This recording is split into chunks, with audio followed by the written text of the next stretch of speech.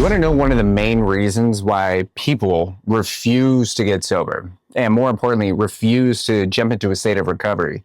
You probably drink alcohol, and if you do, you may have seen my face before, and you may be scared to recover, scared to heal. And I can't even tell you, just in the past 2 years, I've had over 500 meetings just like this, hanging out, Zoom calls, left and right, every single day. And there is an underlying recurring feeling, recurring understanding, recurring conversation that people have because they don't want to look like this, right? Everyone thinks that they're this alcoholic because they drink alcohol a lot. They prefer alcohol in general. They've been drinking for a very, very long time. They use it to manage their anxiety and their stresses. So they automatically come and hang out with me and get into the program, read the book, all the things, because they've identified as an alcoholic. But the super trippy underlying core foundational aspect that almost every single person has is they don't feel worthy of healthy. They literally will not eat food because they don't feel worthy of eating good food. They'll overeat. They'll overconsume alcohol. They'll continue taking pills because they believe that because of their inability in the past to take care of themselves, because of that guilt and that shame, they are not allowed to live a life they love. Yet it's the one thing that they crave. They want to feel good enough to live a life they love.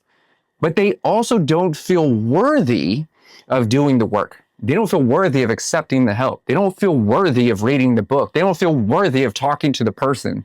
They feel like they're literally doomed to having a life that is miserable. So here's what they do. They keep drinking, which lowers their mental health. They don't feel good. Got another hangover. Oh, there goes your clarity. Right? Now your finances are messed up. Well, of course. And then what happens is they get wrapped in a cycle of emotional addiction.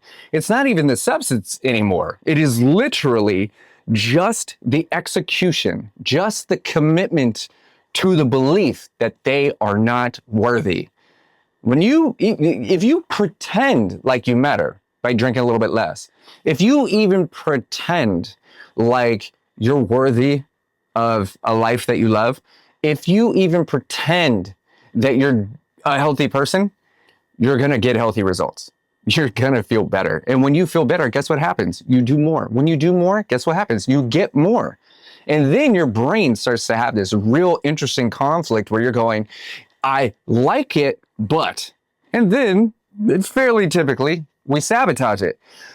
Just recently, someone was like, I feel like things are going too well. What are you going to do about it? I'm going to overdose on caffeine. I'm going to overdose on a drink. I'm just going to ruin it. Oh, because you thought that you have to work for your happiness. You thought you have to work for your health.